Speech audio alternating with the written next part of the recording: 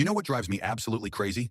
Watching people throw money at the stock market like they're feeding coins into a slot machine, completely ignoring the fact that they've got credit card debt charging them 22% interest sitting right there laughing at them. It's like trying to fill a bucket that has massive holes in the bottom and wondering why you're not making any progress.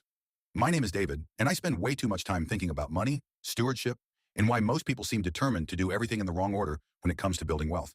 If you're someone who actually wants to understand where your money is really going and how to keep more of it, make sure to hit that subscribe button and give this video a thumbs up. Here's something that might shock you. According to recent data, 1 in 3 Americans doesn't even have an emergency fund. The median amount that Americans have saved for emergencies is a whopping $500. $500? That's less than most people's monthly car payment. Meanwhile, these same people are asking whether they should buy individual stocks or invest in cryptocurrency. It's like asking whether you should buy a Ferrari when you don't even have enough money to fix the transmission in your current car. As Luke 14:28 NIV teaches, suppose one of you wants to build a tower. Won't you first sit down and estimate the cost to see if you have enough money to complete it? Too many people are trying to build wealth without first laying a solid foundation. The truth is, a lot of the stuff we buy today just isn't worth it anymore. Not even close. Prices have gone completely insane on things that used to be reasonable, and we're all just sort of going along with it because that's what everyone does. Fast food isn't cheap anymore. Remember when it was quick and affordable? That was the whole point. Now you're looking at $12, $15, sometimes $20 for a meal at McDonald's or Burger King. $20 for fast food. You're standing at a counter or sitting in your car, eating out of a paper bag, and it's costing you the same as a decent meal at a casual dining place would have just a few years ago. The value proposition has completely disappeared. You're paying premium prices for food that's still the same quality it always was, which is to say, not great. And people are doing it anyway because it's convenient, and we've all just accepted that this is normal now. It gets worse when you think about eating out at actual restaurants. Not fast food, but sit-down places. This used to be something you could do pretty regularly without destroying your budget. Now, going out to eat has become this luxury expense that adds up so fast it's genuinely shocking. You sit down, order a couple of entrees, maybe an appetizer, definitely drinks, and before you know it, you're looking at a bill that's $60, $70, $80 for 2 people. Then you add the tip, and suddenly you've spent $100 on dinner. $100 that's gone forever. You can't get it back. It's not like you bought something that holds value. You ate some food, and now it's over. Proverbs 21:20. NIV says the wise store up choice food and olive oil, but fools gulp theirs down. When we're constantly eating out, we're gulping down our resources instead of storing them up wisely. Don't get me wrong, there's nothing wrong with enjoying a meal out. But when you're doing this multiple times a week, you're talking about thousands of dollars every single month just disappearing into restaurant bills. And for what?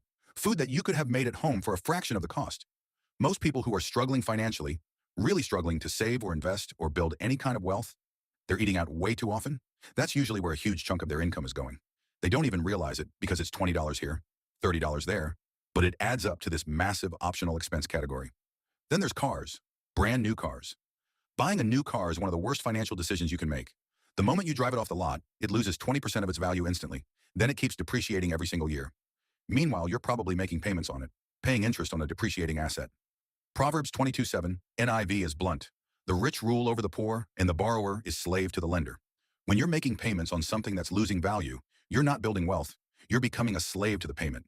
Instead, buy a 3 to 5-year-old reliable car, Honda Civic, Toyota Corolla, for $10,000 to $15,000. Pay cash, if possible. These cars will run for 200,000 miles if maintained properly. The money you save by not having a big car payment can be invested instead. Clothing is another area where we've lost our minds. People are paying insane markups for logos. You can buy a plain white t-shirt for $10 or essentially the same t-shirt with a designer logo for $200. Same cotton, same factory probably. The only difference is the logo. Philippians 4:11-12 teaches us to be content in any situation.